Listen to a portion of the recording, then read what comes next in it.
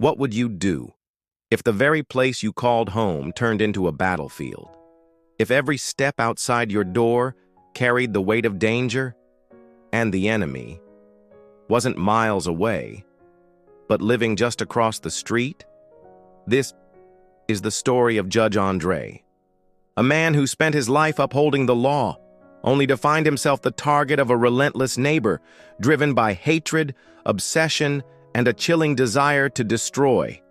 Over the next 3 parts, you'll witness how a quiet street turned into a war zone, how a family's peace was shattered, and how justice itself was put on trial. This is not just a story about harassment. It is a story of survival, courage, and the true cost of standing firm against evil. Judge Andre had always been respected.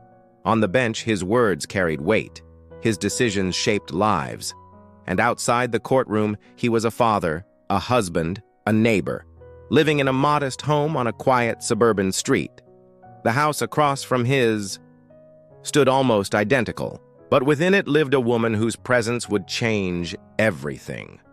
Her name was Colleen. At first, she was little more than an odd neighbor. She kept to herself, rarely smiled. Sometimes she muttered when she passed. Andre and his wife thought nothing of it. After all, every street had its quirks. But soon, quirks turned into something darker. It began with small things, notes left on his mailbox, strange, unsettling words, graffiti sprayed on his garage door, ugly, racial slurs seeping venom into the very walls of his home. Andre would scrub them clean, hiding them from his children, shielding them from the hate. But each time he wiped away the marks, they returned, bolder, uglier. At night, he caught glimpses of her, standing by her window, watching, always watching. And then, the shouting began. Colleen would stand outside, hurling insults into the night air, not just at him, but at his family. She filmed them with her phone, muttering threats loud enough for the children to hear. Andre reported it. He spoke to the authorities. But the law moved slowly, and the evidence, though disturbing, was not yet enough. He was a judge, a man sworn to uphold justice. Yet in his own neighborhood, he was powerless. And then, the first real threat arrived. A note slipped under his door in the middle of the night. The handwriting was jagged, furious. It read, "You think the law protects you, but justice is coming. You will burn." Pause, lower voice. Andre held that note in his hands, feeling the chill crawl down his spine. He had presided over countless cases involving intimidation, but never had he felt its claws so close, so personal. This wasn't just harassment, it was war. Days turned into weeks. Andre tried to maintain normalcy, attending court, caring for his family, pretending life was as it should be. But the tension was constant. Neighbors began whispering. Some saw Colleen pacing at night. Others heard her screaming obscenities into the darkness. Yet few dared to intervene. "She's unstable," they would say. "She'll calm down eventually." But Andre knew better. Each day felt like a fuse burning shorter. His children grew restless. His wife asked, "Why us? Why here?" And Andre had no answer. One evening, as the sun dipped low and shadows stretched across the street, Andre stepped outside. There she was, Colleen, standing at the edge of her yard, eyes fixed on him, her lips curled into a smile, not the smile of a neighbor, but of someone who knew she had unsettled him. She raised her phone, recording, and then she whispered loud enough for him to hear, "Tick, tock. Time's almost up." Andre's heart pounded. He looked back at his family through the window, their laughter fading into silence.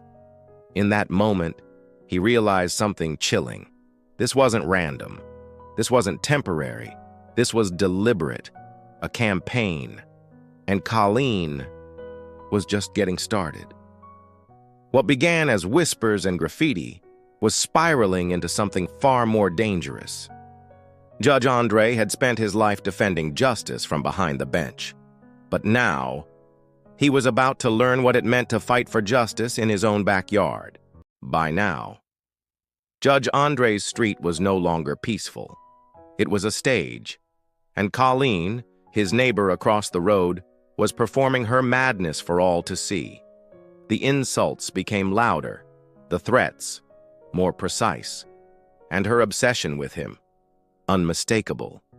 Every morning she was there, recording, watching. Every night her voice pierced the air, rage echoing into his family's living room. Andre tried to shield his children. He told them, "Ignore her, she wants attention." But deep down, he knew. Ignoring her was no longer an option, because Colleen wasn't just shouting anymore, she was planning. It began with property damage. One morning, Andre found his car keyed, deep scratches carved into the paint like scars. Another night, his garbage bins were overturned, litter scattered across his lawn, and every time, he would catch a shadow slipping back into Colleen's yard. Neighbors grew nervous. Some crossed the street to avoid her. Others whispered, "She's dangerous. Someone should stop her." But when police arrived, Colleen played her part well. She'd smile sweetly, deny everything, and mutter, "They're making it up. The judge thinks he's above everyone else." Without hard evidence, officers left, frustrated, empty-handed. Andre was left alone. But then, things took a darker turn. Andre's mailbox was stuffed with photographs, photos of his house, his car.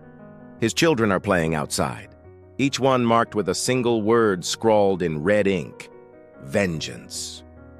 Andre stared at the images, his hands trembling. This wasn't just harassment, it was surveillance. Colleen wasn't just tormenting him, she was studying him, and in his gut, he felt it. Something terrible was coming. Then came the night that would change everything. It was late. The house was quiet. Andre's family slept soundly in their rooms. Outside, the street was still, too still. And then, a smell. Sharp, acrid. Andre woke with a jolt. His lungs stung. Smoke. He rushed to the hallway. Dark, heavy clouds were already curling along the ceiling. The alarm blared. His children screamed. "Fire!" Andre grabbed his family, shouting for them to move. The heat surged, flames licking at the walls. They stumbled down the stairs, coughing, choking, pushing through the suffocating black haze. At the front door, the sight froze him. The porch was burning. The fire wasn't spreading from inside. It had started outside. Someone had set his house ablaze. He pulled his wife and children through the smoke, down the side door, onto the lawn. Neighbors rushed out, phones in hand, dialing 911. And across the street, Colleen stood in the shadows, watching, her face illuminated by the flames consuming his home, her smile unmistakable. The fire department arrived, sirens slicing the night. Water roared against wood as firefighters battled the blaze.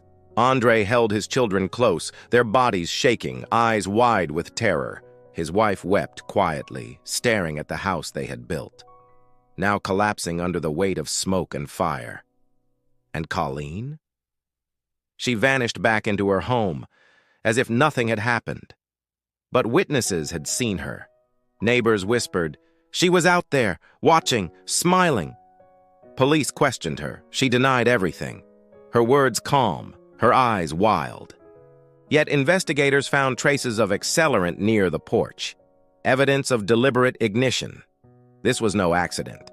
It was arson. For Judge Andre, the fire was both a tragedy and a turning point. Until now, he had endured humiliation, harassment, and fear. But the flames had burned away any illusion of safety. This was no longer about annoyance. It was attempted destruction. An attack on his family's very lives. Authorities could no longer ignore it. Reports were filed, charges were prepared, and the case would finally head to court. But justice is never simple, because as the trial began, the line between victim and defendant blurred. Colleen spun her web of lies, twisting the story, painting herself as the one under siege. And Andre, the man who had always delivered verdicts from the bench, now found himself on the other side, a witness, a victim, a man whose very credibility was on trial. The fire was over, but the real battle was just beginning. The courtroom was silent, but beneath that silence, a storm brewed. On one side, Judge Andre, not seated high above the bench, not wearing the robe of authority, but sitting quietly at a witness table, a father, a husband, a victim. On the other side, Colleen. Her eyes darted, her lips curled into smirks. She whispered to her lawyer as if the entire proceeding were nothing more than a game. For months, she had turned his neighborhood into a prison. Now, it was time to see if the law could finally set him free. The prosecutors laid out the story piece by piece, the harassment, the threats, the photographs stuffed in his mailbox. Neighbors testified. One said, "She screamed at him almost daily." Another added, "We saw her outside the night of the fire, just standing there, watching." Then came the evidence, traces of accelerant, burn patterns showing the fire had started on the porch, expert witnesses pointing to deliberate ignition. The case was building brick by brick into something undeniable. This was arson, and the arsonist was Colleen. But Colleen was not finished. Her lawyers argued she was misunderstood, that she was eccentric, perhaps unstable, but not dangerous.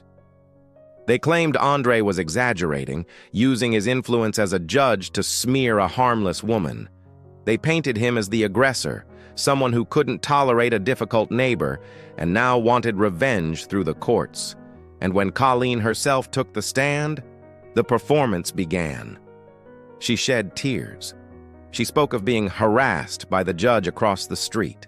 She claimed she lived in fear and only ever acted out of self-defense. Some jurors shifted uncomfortably.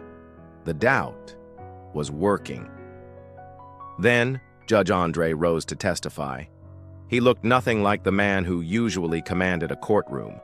There was no gavel, no robe, no elevated seat of power. Just a man standing before strangers telling his story. He spoke of the insults, the stalking, the photographs. He described the fire, the smoke, the heat, the way his children screamed as he dragged them to safety. His voice cracked when he said, "I've sentenced criminals my entire career, but I never thought I'd become a victim in my own home." The room fell silent.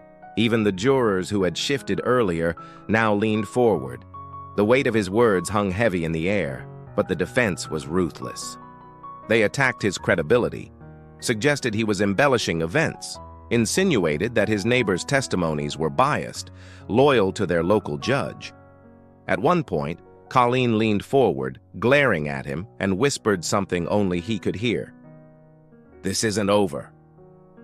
Andre froze. For a moment, the fear returned, but then he lifted his chin and stared her down.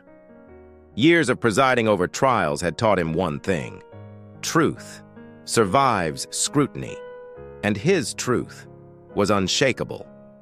After days of testimony, the jury retreated. Hours passed. Andre sat with his wife, holding her hand, every tick of the clock echoing in his chest. Finally, the jurors returned. The foreperson rose, and in a voice steady as stone, delivered the words, "Guilty on all counts. Arson, harassment, stalking." Colleen's face twisted, the smirk finally gone. For the first time, she looked afraid. Andre closed his eyes, a quiet tear slipping down his cheek. Justice had spoken. Colleen was sentenced. Prison walls would now contain the chaos she had unleashed. For Andre, the scars remained, burned into his family's memory, etched into the charred wood of the home they once loved. But there was also something else. Vindication, proof that no one, not even a judge, was above being targeted, and no one, not even a dangerous neighbor, was above the law. The community slowly healed. Neighbors returned to their porches, children played on the lawns again, and the street, once ruled by fear, found its peace. Andre often said later, "This wasn't just about me. It was about showing that hate cannot silence us, that justice still means something." In the end, Colleen's obsession consumed her, but Andre's resilience saved him. It was a battle between fear and courage, between lies and truth, between destruction and justice. And when the flames died down, when the verdict was read, one truth remained clear: hate may burn, but justice endures.